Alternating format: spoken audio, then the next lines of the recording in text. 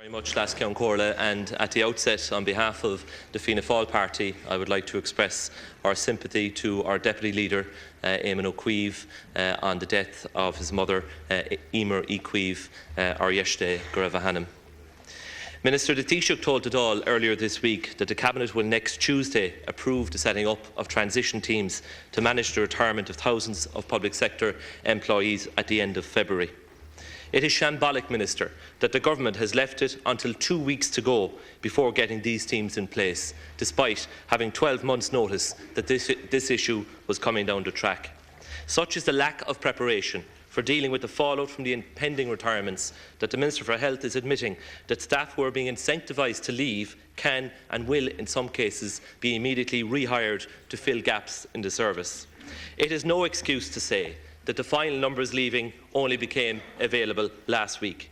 When the Government came to office 11 months ago today, it knew that thousands of public sector staff would be leaving at the end of February 2012. If we get through this without essential public services being dangerously compromised, it will be because of the flexibility and the commitment of our public servants. Minister, what reassurance can you give the Irish people today about the state of critical frontline services, particularly in the area of health, at the end of February once these retirements take effect? Minister, the Government has been noticeably reluctant to spell out the net savings that will be achieved in 2012 from these retirements. All that we keep being told is that by the end of 2015, the gross public sector pay bill will be €2.5 billion less than it was in 2008. When our public expenditure spokesman, Sean Fleming, sought information on the financial numbers and the savings underpinning the retirements this year, he was told by Minister Howlin in a Dáil reply that the information wasn't available, and further that Deputy Fleming should contact each government department for the information. Well, Minister, that is an absolute joke, and I want you this morning to put some clarity on the net savings that are going to be achieved. In particular, what will be the gross payroll savings in 2012 arising from the retirements this year? What will be the net savings taking into account the extra pension costs that are going to be paid and the revenue that will be foregone by way of the income tax, PRSI, pension contribution and pension levy being paid by those public servants, and also taking into account that some of them are now going to be rehired. Yeah. And can you also clarify the amount of the retirement lump sums that will be paid this year in respect of the retirements? I call on the Minister for Social Protection. Minister, Minister's 3 minutes. Well, please, Deputy Minister. First of all, just let me say, I wish to be associated with the condolences. I wish to be associated with the condolences made by Deputy O'Queeve made by Deputy McGrath in respect of Emer Equeeve and the death of the mother of the Deputy Leader of Fianna Fáil. First of all, this is actually a retirement scheme, which I'm sure you recall, was actually arranged and introduced by the late Brian Lenihan, and a retirement date of February 2012 was put on the scheme. What it means in practice is the bringing forward of the retirements which would have been due this year and next year, in the context of people who are close to retirement age. It's quite different to any kind of special scheme. It's merely allowing people to take advantage of the additional pension income that they would derive as a consequence of taking their retirement earlier, as set out by your former colleague and the former Minister for Finance, Brian Lenihan. So why you would now express mystification of it is a bit odd, but maybe you never understood it at the time, and that's why you're still befuddled now. Can I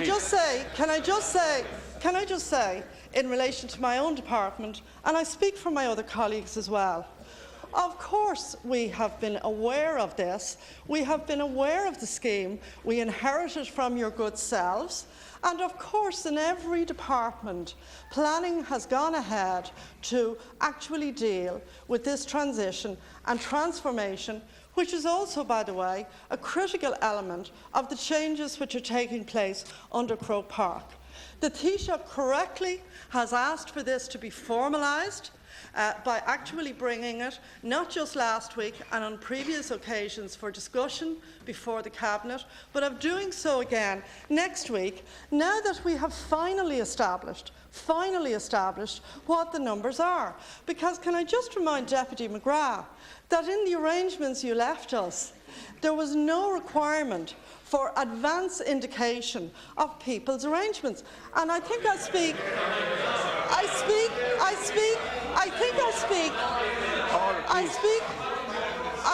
for the other members. Order. I speak for the other members of the government. I speak for the other members of the government when I say that probably the most notable example of surprise, which was an option which was perfectly exercisable by the individual concerned, was the notification at one day, as he was entitled to, by the arrangements that you made and the commitments you made in the context of the broader Croke Park and other arrangements with public servants, that the Director of the Office of Corporate Enforcement would avail of the provision as he was entitled to after due consideration. Thank you, so Minister. why, Deputy, you would be concerned and befuddled by arrangements that your party actually put in place, I'm actually slightly puzzled. Sorry. Please, order, please. She's a disgrace. Order. Deputy, please. Please. Respect for the Speaker, please. Deputy McGrath, you have 1 minute. Supplementary. Yeah, thanks, Lascar and Corla. Minister, if I may say, that response is beyond belief. It's entirely inadequate.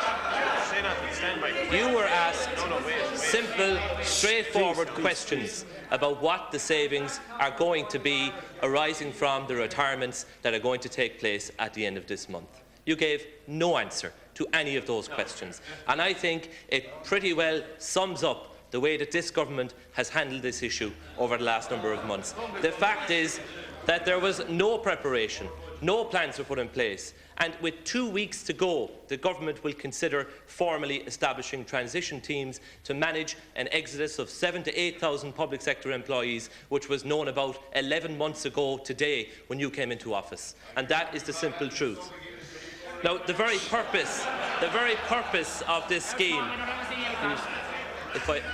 We're standing in for you most of the time, Tom. Around the country. Order, please. The chorus are in fine form this morning. The very purpose, Lascar and Corla, of this scheme is to save money. And I have asked the Minister again. We have asked the relevant Minister repeatedly, and we have been unable to get basic financial information about the savings that will be achieved. What are the gross savings on payroll in 2012? What are the net savings, taking into account all the issues that I mentioned? And how much will be paid in lump sums in 2012? Surely we're entitled to get that basic information. Thank you. Minister for Social Protection. 1 minute. Can I just say to Deputy McGrath that the thing that surprised me most is the state that Fianna Fáil left the country in, and the detailed arrangements, Deputy Dooley. the detailed arrangements and lack of arrangements that they left behind them. So perhaps, you can reflect back in sorrow. Please, Perhaps Fianna Fáil is now in reflection mode, in sorrow, and perhaps self-blame at what you did. Let me say again, in relation to the various departments, as I think you will appreciate, this has been an ongoing matter of continuous discussion between individual ministers and the Secretary-Generals of their departments.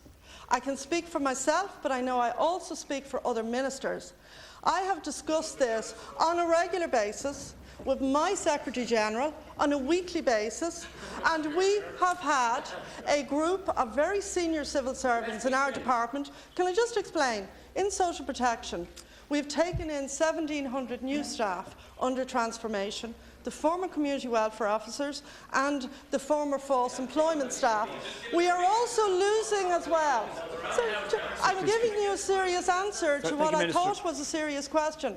We are also losing somewhere in the region of 300 staff through advanced retirement. Now, we have been engaged in continuous planning, but what we didn't know until last week, and I hope Deputy McGrath will take this as an honest answer, what I didn't know as a minister last week, and what the other ministers in the government didn't know, was we could anticipate what the numbers would be like, and we monitored them, generally speaking, weekly, but we didn't know the exact number until last week.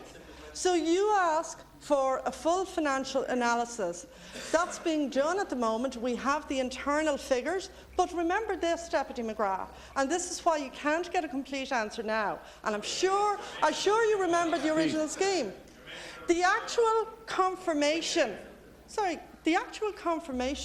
of the retirements doesn't happen until the actual retirement date arrives. We have a very good idea now of what is likely to happen, but what has happened on other occasions, what has happened on other occasions is that some people have not actually proceeded with their retirement. So while I can be exact, I can't, unfortunately, Deputy McGrath, and you will appreciate my powers are limited to forecast the future forward to your exact numbers. So for your exact, Deputy McGrath, you asked for exact figures. I'm telling you why I can't be as exact as I would normally wish to be, because I can't foretell what will exactly happen on the last day of February. Now, I call Deputy Caoimhín O'Caolan. Deputy, no. Order, please. Deputy Caoimhín O'Caolan. Please. Please. Deputy Durkin, please. Allow the deputy. Last count Corlia, Bawaitam. Please. Shh. Bawaitam or Dus, Covron, a Gawal, Dun Chapta, Eamon O'Queeve, or Boss, a Wahar, Emer Ban Equeeve, Ganyanadi Trokra, Orhi. Ara, do you recall 12 months ago yesterday that your colleague, the then Labour Health spokesperson, Deputy Jan O'Sullivan, stated that in the first months of government, and I cite, we will lift the moratorium on replacement of frontline staff where beds or operating theatres are closed because of shortage of nurses, unquote.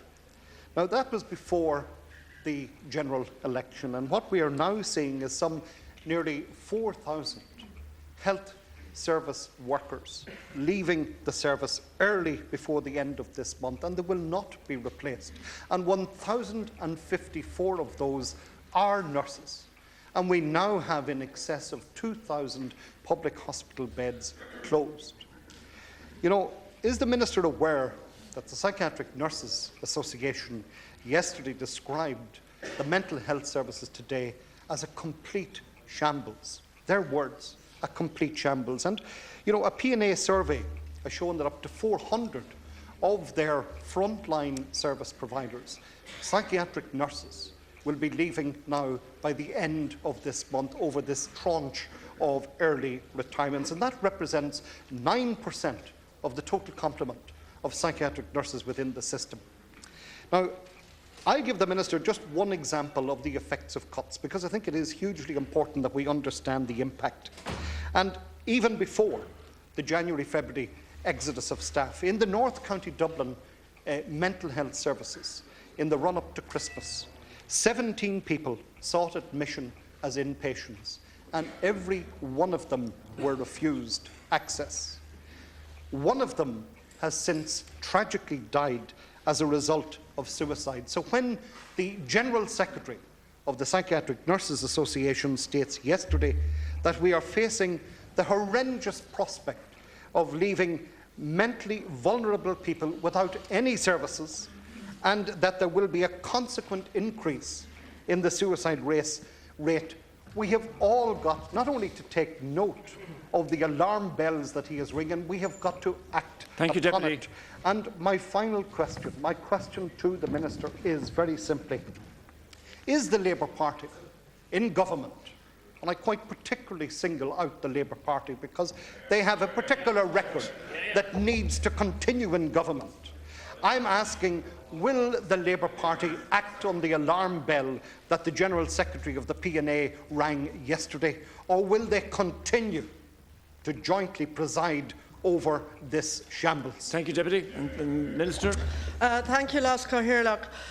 Although the final figures are not yet available in relation to mental health and psychiatric care and the nurses who will avail of the scheme, the indicative figures at the moment are that 436 mental health staff have indicated their intention to leave our mental health services by the end of February of 2012. Now, the HSE's service plan includes a commitment to reduce inpatient, acute inpatient capacity by a minimum of 153 beds nationally in 2012, in line with the recommendations of a vision for change. And both the Minister for Health, my colleague Deputy O'Reilly, and my colleague Deputy Kathleen Lynch, who's the Minister of State dealing with this area, have been particularly commended by all of the organisations interested in this vital area of health for our people, for what is actually contained in terms of change, reform and progress in a vision for change. Now, a vision for change, as well, as I'm sure Deputy O'Callaghan knows, actually involved a commitment, an allocation of 35 million for mental health, in line with the programme for government in budget of 2012. And again, just let me say that within that there is a commitment to an additional 400 people to be involved in mental health services. So what you have at the moment, and I can understand for the Psychiatric Nurses Association, the change on the loss and early retirement, or bringing forward of the retirement of 436 colleagues, of course, is a serious matter for them and for their patients. But the Vision for Change document, Deputy O'Callaghan, takes account of this, because bear in mind, as with Deputy McGrath, the people who are availing of the end of February deal are by and large people who are relatively or very close to retirement and are going somewhat earlier in order to avail of the existing pension package, which will fall dramatically after the end of the February date. So what I can say to you, Deputy O'Callaghan, is that in a vision for change, we're looking at transformation in terms of mental health services, and in a time of very tight budgets, we're looking at the budget line specifically providing a commitment of 35 million in budget of 2012 for mental health change. There was recently a debate in the Shannon with Minister of State Lynch, and all I can say is there was a very good debate there, and there was widespread agreement across the political parties and independents in the Shannon that the vision for change was the route to go in relation to positive development of mental health Minister. care. Deputy O'Callaghan, you have 1 minute for Yes, well, supplementary. you know, a lot of what you had to say is very predictable, and the PNA, in fact, in their own statements yesterday, forecast exactly that type of response. Will the Minister admit that preventative, community and primary care services are going to be hit severely by these cuts, not only in terms of the departure of human resources, but also in terms of the cut in actual other resources as well? And it makes a nonsense of the HSE claims that across these areas that the services are being developed. That is not the case at all. The so-called 35 million, you know, that has been ring-fenced allegedly for the further implementation of a vision for change, which I absolutely support, is a myth by any other name, because it's not new money. It's not new money, and let's get to the core of it and have it explained and said very, very definitely. It will not even plug the gap, you know, never mind enhanced services. And I made the point I made the point last year, and I didn't think I'd have to make it again, but it is even more applicable today because the situation has become even worse when I said it last. As a deputy here for now almost 15 years, I have never, ever looked at the health services with such concern as I do today, and reflective of the reality of people coming to me as a health spokesperson and a Dáil deputy from across this state. Thank you, Deputy. We are facing a very, very serious situation. So if I can, in conclusion, to ask the Deputy Leader of the Labour Party, do you accept that concern that I've reflected is real, that it is growing, and that it is of itself even having a very negative effect on the health of people? Perhaps you do, perhaps you don't, but if you don't, you should. And if you do understand that, I ask you, what are you doing about it? That is our question. The Labour Party appear to be voiceless in this particular instance, and it is high time that you played the part that you heralded you would do in advance of the general election, and for which there has been no evidence over the 12 months since. I call the Minister. Final reply. 1 minute. I respect the Deputy's long-standing interest in the issue of mental health. Deputy. But just let me tell the Deputy, I went to school beside St Brendan's Hospital, and like many members of this House from all parties and from none, we're all concerned to utilise the limited resources that we have in the best way possible for people who have mental health and mental illness difficulties. Now, just let me say and reiterate, the 35 million is not imaginary money. The 35 million is in the budget for a vision for change, which is accepted and acknowledged, Deputy. I'm sure you're aware of this, by commentators that the Vision for Change document is a good document. There's a long history on the north side of Dublin between St Brendan's and Portmarnock of very high of very high standards of care, particularly by people who are psychiatric nurses, and care and attention to their patients. I'm personally very aware of that.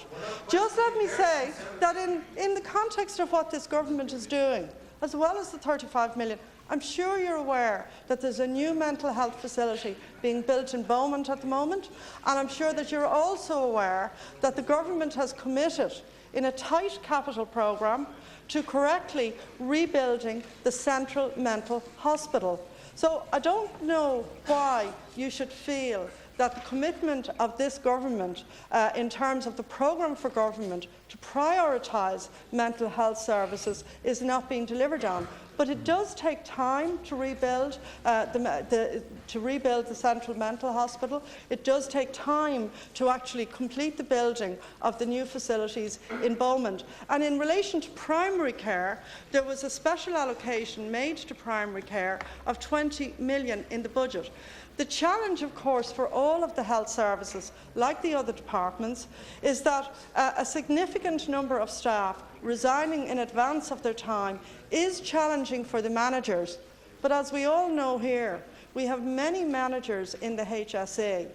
And it is their job. It is their job. And it's the Minister's job. In fairness to the Minister, if you were talking to his predecessor, she wouldn't actually answer any questions because she didn't take any responsibility.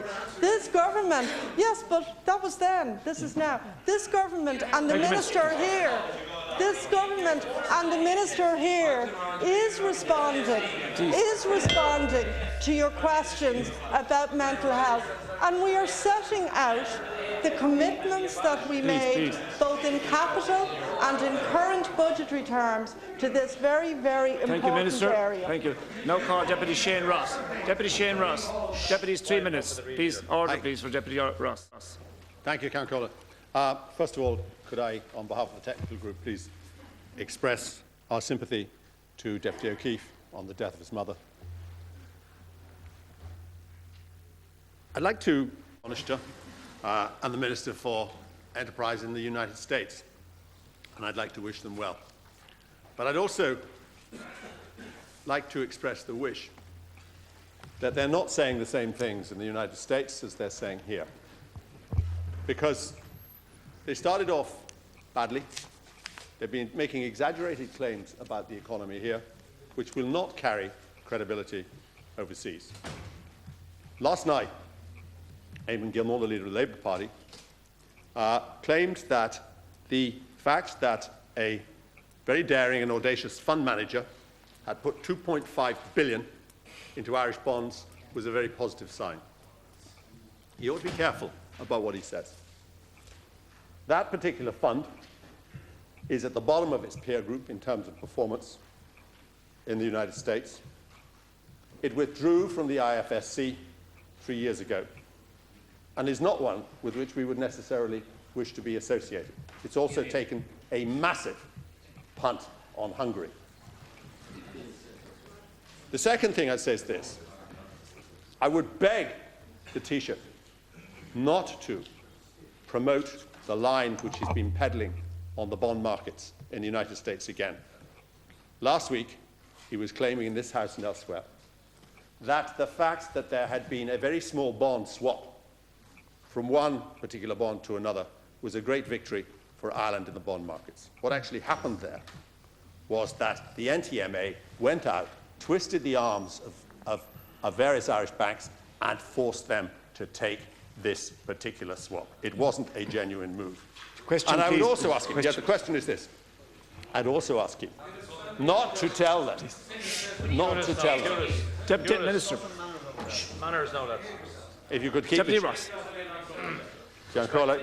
Please, order for the Deputy Ross, please. John Corley. Deputy.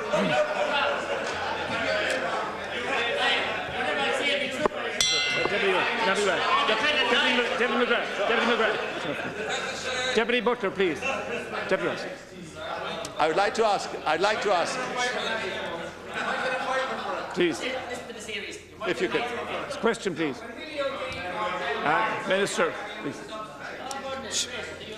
No, John Corley, when you can keep the junior member for Dublin South quiet, I'll continue. Do my best. I'd like to Deputy. ask specifically to ask the Minister this. Is she aware of the fact that, contrary to what is being said by the Taoiseach and the Taoiseach, Dr. Michael Summers has already said this week, who is, after all, your nominee to the board of Anglo-Irish Banks and the head of the NTMA for 20 years, that the bond markets will not tolerate Irish bonds at the time in the government's timetable, and that we will need a second bailout. And that Colin McCarthy, who is, after all, your nominee to the DAA this week, to the Dublin Airport Authority, has also said that Ireland will need a second bailout. Good morning, Minister.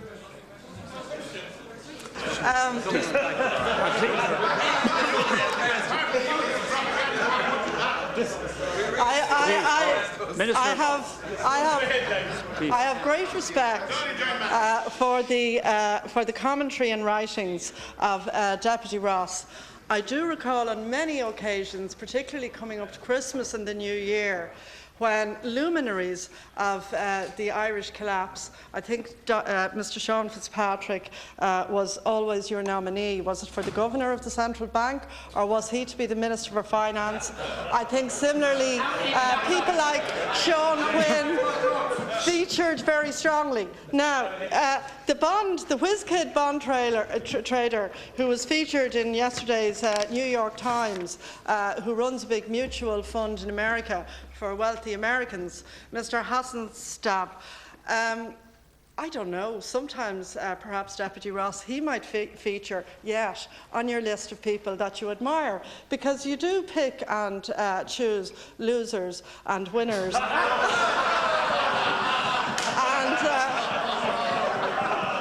you know, and I know that years ago you had a very distinguished career as a broker in forecasting the future. All I can say is, in relation to where Ireland is now, is that we have regained a certain level of reputation. The biggest difficulty that Ireland has actually incurred externally are the difficulties in relation to the Eurozone. People in Ireland, whether private individuals or public servants, have made enormous sacrifices for this country, many of them deeply unpleasant and deeply difficult for families, for individuals and for businesses. Now, we are working our way out of that. The biggest difficulty, as you know and as you write about, are the current difficulties in the Eurozone. When the agreement in terms of the Troika comes to an end, as with all such agreements, the government, of course, will look and will get an orderly exit from the agreement. That depends, though, on us being able to interact with the market. Now, you cited Dr. Michael Summers, a man of very strong independence and thought of mind. The current NTMA and his successors there are independent also in the exercise of their functions. And, you know, you're saying that the recent bond sale is of no significance. Actually, in the markets, as you well know, progress is made up of small and significant steps. And the bond sale is one such. And the Taoiseach and the Taoiseach are perfectly right to cite those when they're speaking to an American business audience, as they are right to tell Irish people at home here that it is a small but positive step. If nobody at all was buying our bonds, and remember at the moment as well, Deputy Ross, that the new governor of the ECB has, as you know, a policy of easing in relation to liquidity and banks. That's been widely welcomed, not just in the Eurozone, but was asked for by countries like the United States and by other international observers of the Eurozone crisis. So the small steps are positive. Would we like to have more steps? Absolutely. And are we pleased that somebody like Mr. Hasenstab has actually invested some of his funds in Ireland? I would say that on balance that's a positive step, because if nobody was investing anything in Irish bonds, we wouldn't even have the basis for any slow but steady takeoff. And I have to say, that's what we're looking to happen, and that's what we're hoping to happen. And if it coincides with easement in relation to movements in the Eurozone, that could be tremendously positive for this country. Thank you, Minister. I call Deputy Ross. 1 minute, Deputy. Thank you. I'm delighted to hear the Minister speaking in defence of bond speculators. It's a slightly reverse situation for her to be in, but it's something we're getting used to. I cannot accept. I cannot accept. Please, Deputy Ross. Her stating that the NTMA is in some way an independent body. Do you know there's an advisory board? Maybe it doesn't do anything for the NTMA. That advisory board has political appointees on it, appointed by the Minister. At the top of that is Mr. David Burton, who gets $50,000 a year. On top of him sits Mr. Kevin Cardiff, who may have just resigned. A Fianna Fáil fundraiser, Mr. Hugh Cooney, is on that as well. The idea that the NTMA is independent is complete and utter nonsense. But what I would like to ask is this. Does the Minister, or does anybody else in this House, stick to the Taoiseach's position when he says, quite wrongly, that the growth rate this year will be 1.3%? And are we going to allow him to peddle that porky in the United States when he's selling the Irish story? Thank you, Deputy and Minister. Well, first of all, the most difficult item that Ireland has had to weather this year has been the crisis in the Eurozone. And any changes in relation to growth rates, as Deputy Ross well knows, arises from the general fear that there may be a generalised recession in the Eurozone.